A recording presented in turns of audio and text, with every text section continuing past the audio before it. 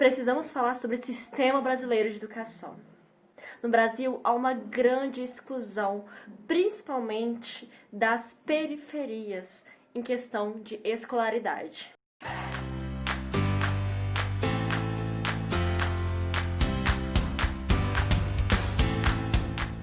Bom, para quem não me conhece, eu sou Carolina, sou formada em Pedagogia e especialista em alfabetização e letramento. No vídeo de hoje eu vou falar sobre como que acontece, essa exclusão da alfabetização na escola pública. Por que ela não é igual à escola privada? Primeira coisa que nós devemos pontuar aqui é o acesso. As crianças de escola privada, elas têm acesso a museu, acesso a cidades históricas, acesso a um simples livro de literatura. Então, crianças que têm acesso têm tendências a terem mais chances de serem alfabetizadas mais rapidamente, Geralmente elas estão aí no final de semana indo em bibliotecas, visitando os museus da cidade, fazendo as viagens nacionais e até mesmo internacionais. O campo e a visão de mundo dela é muito amplo, Não tem... se você faz uma pergunta para uma criança que tem um acesso muito grande às coisas, que estão ao nosso redor, ela vai conseguir responder você rapidamente. Às vezes, o simples acesso à internet já faz mudar essa chavinha. Então, pessoas que têm acesso hoje têm alguns privilégios em quesito de alfabetização. E o que às vezes não deveria ser assim, Não deveria ser um sistema brasileiro excludente, onde exclui a periferia, onde exclui as crianças que às vezes não têm acesso a esses recursos, Nós vivemos numa pandemia aí que crianças não têm acesso à escola, não têm acesso porque não tem internet dentro de casa de aula. Às vezes, se tem internet, tem que dividir um celular para 5, 6 crianças que moram dentro dessa casa. Então, o todo, ele já tem uma desigualdade. E a escola veio, assim, mostrando que a educação, em si veio mostrando mais ainda essa desigualdade. As crianças que às vezes estão na periferia, elas não têm os mesmos acessos que a criança de uma escola privada, Acessos culturais, como a biblioteca, museus e seja lá um livro de literatura. Claro que ela tem acesso a outras coisas, Outras visões de mundo.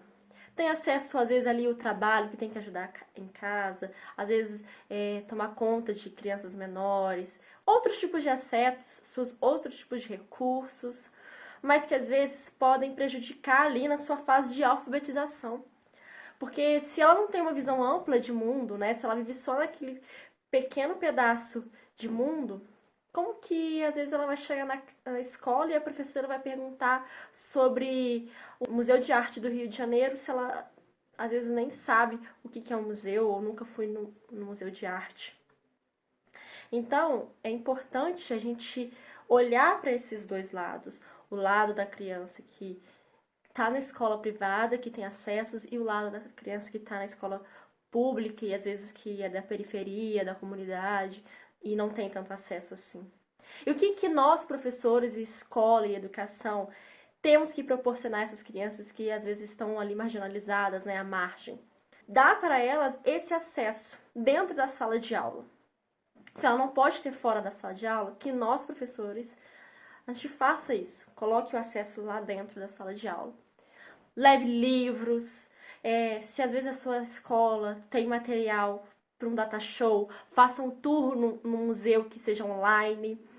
Proporcione esses momentos de conhecimento, de cultura, coloque músicas culturais, coloque livros de grandes literaturas, obras de artes. Façam eventos culturais, façam que elas tenham esse acesso que muitas vezes ela não tem no seu dia a dia. E isso com certeza vai contribuir diretamente para o seu ciclo de alfabetização. Às vezes, essa criança está dentro da sala de aula apresentando algumas dificuldades na hora de aprender a ler, escrever, e são coisas, alguma dificuldade mesmo que não está no seu alcance, E o que tem essa diferença aí também da escola pública para privada. Às vezes uma criança da escola privada, ela tem acesso a fonoaudiólogos, psicopedagogos, reforço escolar e coisas extracurricular, né, que faz contraturno aí, tem acesso a aula de natação, aula de inglês e diversas outras atividades. E às vezes a criança ali que tá da escola pública não tem essa oportunidade, né? Às vezes ela apresenta uma dificuldade na leitura, ou apresenta uma dificuldade na escrita, e ela não tem esse acesso, né? Ela não tem como pagar um reforço escolar, porque às vezes está cuidando do irmão, às vezes tem que ajudar em casa com a mãe. E o que a escola pode proporcionar? Trazer esse aluno para dentro da escola, né? Às vezes dentro da escola tem recursos de AEE, tem recursos contraturno aí para ajudar na alfabetização, fazer com que incentive. Ah, mas o meu aluno não quer, a mãe não traz. Gente, o que chama? O que chama um aluno para a escola? Vocês têm que pensar isso. O que chama a comunidade para a escola? O que faz o pai trazer para a escola? Ele tem que ter um motivo para levar essa criança para a escola. Seja o motivo de dar alguma premiação, algum sorteio, no final da tarde vai ter uma distribuição de lanche. Traga esse aluno para a escola.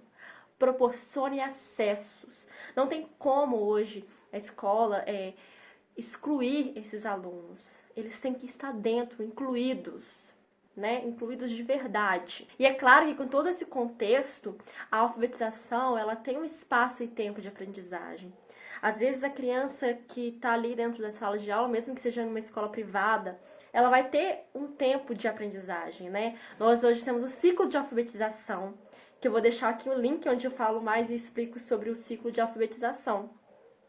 Que começa lá do primeiro ano e termina no terceiro ano. Então ela tem esse tempo de aprendizagem, esse espaço, proporcionar esse espaço de aprendizagem para que a alfabetização ocorra, né? Às vezes as pessoas não estão aceitando o tempo natural de se aprender a ler e escrever, estão acelerando o processo. Às vezes tem pais, mães, até mesmo professores, instituições que querem que crianças de 5 anos aprendam a ler. Mas a forma natural, né, do tempo da criança tem que ser respeitado. Cada criança tem o seu ritmo de aprendizagem, cada criança vai aprender no tempo dela a ser alfabetizada. Claro, chegou 9, 10 anos, a criança não aprendeu a ler, nós temos que olhar para isso, né? Às vezes é uma dificuldade de aprendizagem, algum transtorno. Então, a partir desse momento, tem que realmente pedir ajuda de outros profissionais para que contribua com essa alfabetização. Mas fora isso, a criança tem o seu tempo de aprendizagem, né? E até nós temos lá as fases, né, pré-silábica, silábica, que eu também vou deixar o vídeo aqui no card, onde eu explico as fases e como passar dessas fases, né, essas hipóteses de escrita. Então, tudo tem um envolvimento social, cultural e às vezes da criança também. Então, nós temos que abrir os olhos para isso, né? Seja escola pública ou privada, tem acesso ou não tem acesso. A sala de aula é heterogênea, ela tem alunos de diverso tipo, diverso tempo de aprendizagem, e nós devemos respeitar essas aprendizagens e proporcionar esses acessos àqueles que não têm. Então é isso no vídeo de hoje.